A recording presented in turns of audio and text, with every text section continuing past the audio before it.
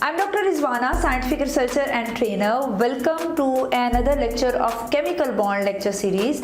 आज के लेक्चर में आप टाइप्स ऑफ केमिकल बॉन्ड में केमिकल बॉन्ड्स की बहुत इंपॉर्टेंट टाइप आयनिक बॉन्ड्स के बारे में जानेंगे. So let's have a look on the lecture in detail.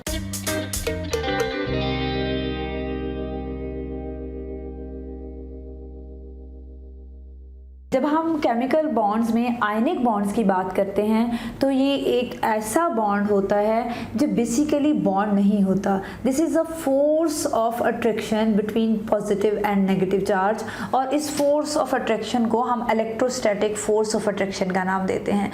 अब ये पॉजिटिव और नेगेटिव चार्जेस कैसे क्रिएट होते हैं?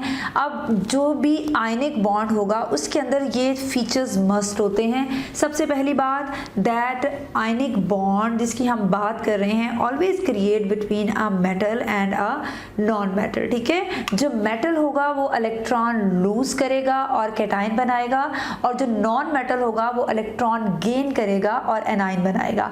अब ये कैटाइन और एनाइन दो ऑपोजिटली चार्ज स्पीशीज हैं जो एक दूसरे को अट्रैक्ट करेंगे और वो एक दूसरे के इतने करीब आ जाएंगे कि then there will be a no force of attraction exist, और वो एक दूसरे के इतने करीब आ जाएंगे कि उनकी पोटेंशियल एनर्जी मिनिमम हो जाए. उस पॉइंट पर हम कहते हैं कि हमारा जो आयनिक बॉन्ड है, जो आयनिक कंपाउंड है, उसकी फॉर्मेशन कंप्लीट हो गई है.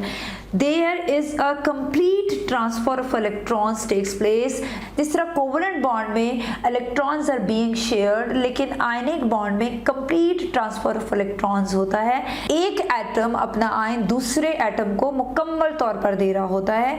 देने वाले एटम को हम कैटाइन कहते हैं, इलेक्ट्रॉन्स देने वाले एटम को हम कैटाइन कहते हैं और वो मेटल्स होते हैं, और इलेक्ट्रॉन्स लेने वाला एटम एनाइन कहलाता है और वो नॉन मेटल्स होते हैं. The force of attraction which generates between these two cation and A9, जिनको हम इलेक्ट्रोस्टैटिक फोर्स ऑफ अट्रैक्शन का नाम दे रहे हैं, वो नॉन डायरेक्शनल फोर्स होती है. दिस इज अ फोर्स जिसने पॉजिटिव और नेगेटिव चार्ज को होल्ड किया हुआ है. इसकी डायरेक्शन हम ये नहीं कह सकते कि नेगेटिव चार्ज से पॉजिटिव चार्ज की तरफ होती है या पॉजिटिव चार्ज से नेगेटिव चार्ज की तरफ होती है. ये एक ऐसी फोर्स है जिसने इलेक्ट्रॉन क्लाउड्स को जो है वो होल्ड किया हुआ है. एक जो है वो इलेक्ट्रॉन डेफिशिएंट स्पीशीज है और एक जो है आप कह सकते हैं इलेक्ट्रॉन रिच स्पीशीज है, और पॉजिटिव और नेगेटिव चार्जेस के होने की वजह से उन दोनों एनाइंस के दरमियान जो है वो फोर्स ऑफ अट्रैक्शन जनरेट हो गई है. और इस फोर्स ऑफ अट्रैक्शन की वजह से जो हम कहते हैं कि एक खास किस्म का एक उनके दरमियान लिंक डेवलप हुआ है, उस लिंक को हम जो है वो आयनिक बॉन्ड का नाम देते हैं. जब हम मेटल में इलेक्ट्रॉन लूज करने की बात करते हैं तो मेटल की एग्जांपल हम ले लेते हैं. For example we are having a sodium. तो सोडियम के आउटर मोस्ट शेल में 1 इलेक्ट्रॉन होता है.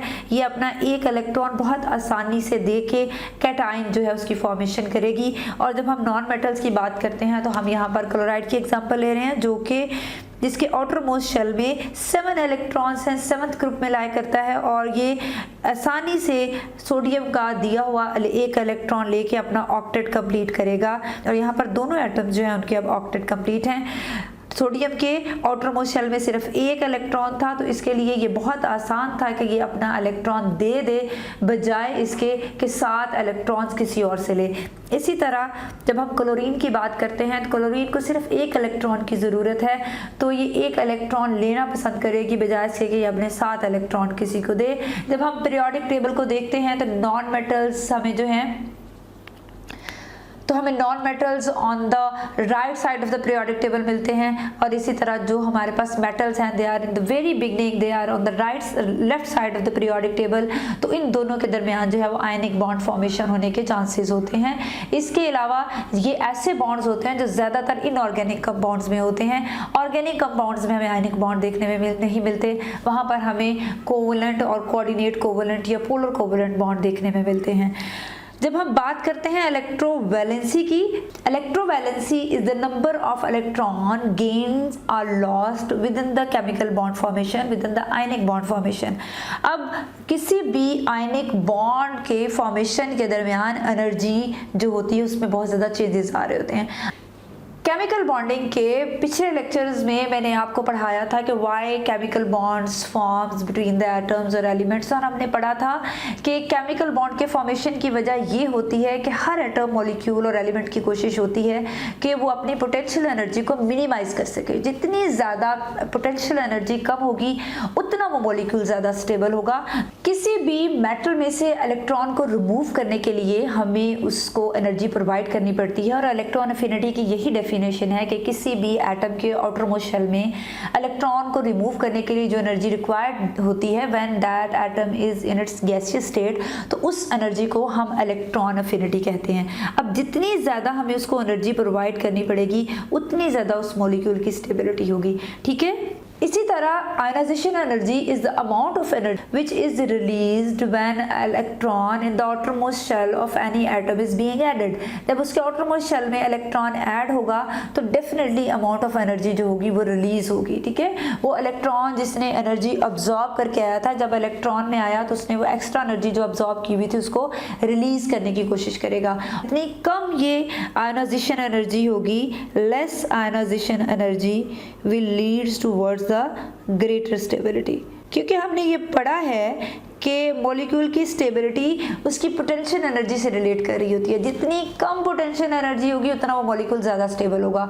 तो आयनिक बॉन्ड के केस में भी यही है, जो एनर्जी उसने during the process of electron removal absorb की, जब वही इलेक्ट्रॉन आके दूसरे नॉन मेटेलिक एटम की आउटर मोस्ट शेल में एंटर होगा, अब कह लें कि उसके आउटर मोस्ट शेल को कंप्लीट करेगा, तो वहाँ पर वो एनर्जी जो होगी उसको रिलीज कर देगा, और मॉलिक्यूल की कोशिश होगी कि वो मिनिमम पोटेंशियल एनर्जी जो है उसको अटेन करे, सो दैट जो हमारे पास मॉलिक्यूल है वो मैक्सिमम स्टेबिलिटी जो है उसको अटेन कर सके।